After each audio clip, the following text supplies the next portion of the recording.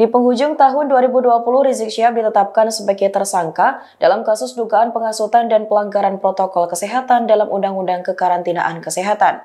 Rizik ditetapkan sebagai tersangka bersama Haris Ubaidillah, Ali bin Alwi Alatas, Mama Suryadi, Ahmad Sabit Lubis, dan Idrus.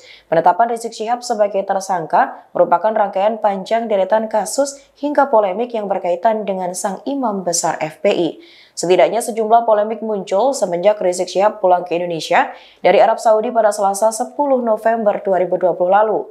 Dirangkum Tribun Video, berikut sejumlah polemik hingga kasus yang terkait Rizik Syihab sepanjang tahun 2020.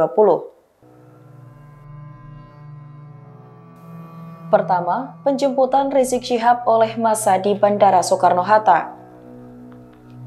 Rizik Syihab tiba di Bandara Soekarno-Hatta pada Selasa 10 November 2020. Ribuan simpatisan Habib Rizik Syihab mengepung Bandara Soekarno-Hatta untuk menyambut kedatangan sang imam besar FPI. Mereka sampai menutup akses Bandara Soekarno-Hatta untuk menjemput Habib Rizik Syihab yang dijadwalkan mendarat di Terminal 3 pukul 9 waktu Indonesia Barat dari Arab Saudi. Jalan tol menuju bandara juga menjadi tempat parkir dadakan karena banyak simpatisan Rizik Syihab yang memarkirkan kendaraannya di jalan tol.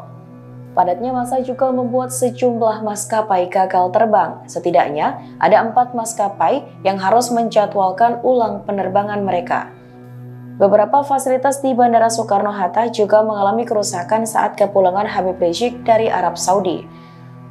Rusaknya fasilitas dikarenakan jumlah massa yang menjemput Rizik Syihab membludak hingga mencapai ribuan orang.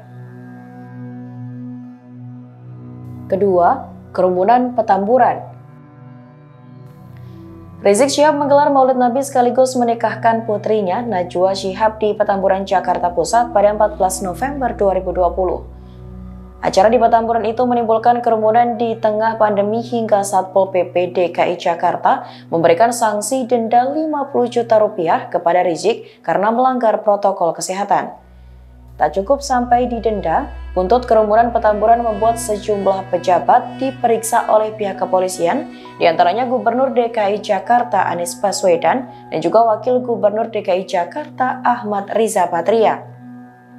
Buntut kerumunan Petamburan juga membuat sejumlah pejabat dicopot dari jabatannya. Mereka yakni Irjen Pol Nana Sujana yang dicopot dari jabatan Kapolda Metro Jaya. Polri juga mencopot Kapolres Metro Jakarta Pusat Kombes Heru Novianto. Menteri Agama Fahrul Razi melakukan mutasi terhadap Kepala KUA Tanah Abang Sukana.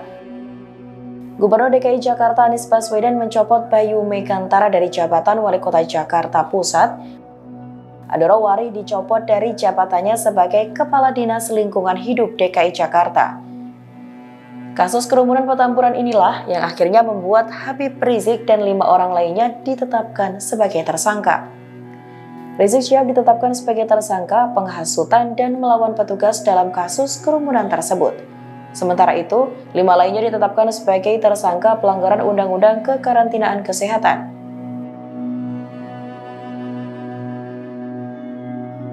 Ketiga, kerumunan Megamendung. Pada 13 November 2020, Rizik Syihab menghadiri acara di Pesantren Alam dan Agrokultural Markas Syariah FPI yang terletak di Megamendung, Bogor. Lagi-lagi, acara yang dihadiri Rizik Syihab menimbulkan kerumunan. Dan lagi-lagi, kerumunan yang terjadi di Megamendung berbuntut panjang hingga membuat Irjen Pol Rudi Sufahriadi dicopot dari jabatan sebagai Kapolda Jawa Barat. Gubernur Jawa Barat Ridwan Kamil juga diperiksa Bareskrim Polri mengenai kerumunan Rizik di Megamendung. Rizik Syihab juga dipanggil Polda Jawa Barat terkait dengan kerumunan massa di Megamendung, Bogor, Jawa Barat. Namun rupanya Rizik Syihab tidak bersedia memenuhi panggilan tersebut. Kuasa hukum FPI Aziz Yanuar kemudian memberikan alasan Rizik Syihab yang menolak diperiksa. Aziz mengatakan pemanggilan Rizik Syihab adalah sebagai saksi dalam kasus tersebut. Untuk itu, pimpinan FPI itu menolak untuk diperiksa. Keempat, tolak swab test dan keluar dari rumah sakit Umi Bogor diam-diam. Habib Rizik Syihab diam-diam pulang dari rumah sakit Umi Kota Bogor, Jawa Barat. Pulangnya Habib Rizik berbarengan dengan polemik dirinya yang sempat menolak tes swab. Meski akhirnya menjalani tes swab, Habib Rizik tak menjelaskan hasilnya dan diduga memilih pulang diam-diam dari rumah sakit. Habib Rizik disebut pulang diam-diam pada Sabtu 28 November 2020 malam. Meski membantah Habib Rizik kabur, namun cara yang bersangkutan pulang melalui pintu belakang masih mengundang sejumlah tanda tanya. Setelah diduga kabur, alasan Rizik Syihab keluar dari Rumah Sakit Umi Bogor melewati pintu belakang disebut untuk menghindari kerumunan. Terkait hasil swab tes Rizik Syihab, pihak FPI mengatakan bahwa hasil tes swab merupakan privasi pasien. Kelima, penembakan 6 laskar FPI di Tol Jakarta Cikampek. Laskar FPI yang melakukan pengawalan terhadap Rizik Syihab telah tewas setelah terlibat bentrok dengan polisi di Tol Jakarta Cikampek kilometer 50 pada Senin 7 Desember 2020 pukul 00.30 waktu Indonesia Barat. Polisi dan pihak FPI memiliki keterangan yang berbeda terkait peristiwa penembakan 6 anggota FPI. Polisi mengatakan mobil anggota Polda Metro Jaya yang sedang melakukan pembuntutan dipepet oleh kendaraan yang ditumpangi anggota Laskar Pengawal Rizik Syihab. Adapun pembuntutan dilakukan dalam rangka penyelidikan terhadap informasi di aplikasi pesan singkat soal pengerahan massa pengawal pemeriksaan Rizik pada Senin 7 Desember 2020. Setelah kendaraan anggota Polda Metro Jaya dipepet, baku tembak terjadi. Polisi mengklaim anggota Laskar Pengawal Rizik melepaskan tembakan terlebih dahulu ke arah polisi. FPI pun membantah anggota Laskar menyerang dan menembak polisi terlebih dahulu. Menurut FPI, anggota Laskar juga tidak dilengkapi senjata api. Keenam, Rizik Syihab ditahan Polda Metro Jaya. Rizik Syihab selesai menjalani pemeriksaan di Polda Metro Jaya pada Minggu 13 Desember 2020 pukul 00.15 waktu Indonesia Barat. Ia lantas langsung ditahan di Rutan Ditres Narkoba Polda Metro Jaya selama 20 hari ke depan.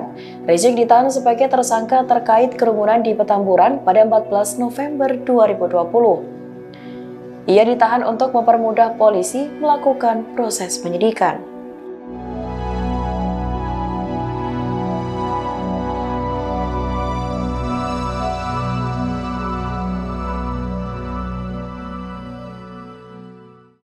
Terima kasih sudah nonton. Jangan lupa like, subscribe, dan share ya.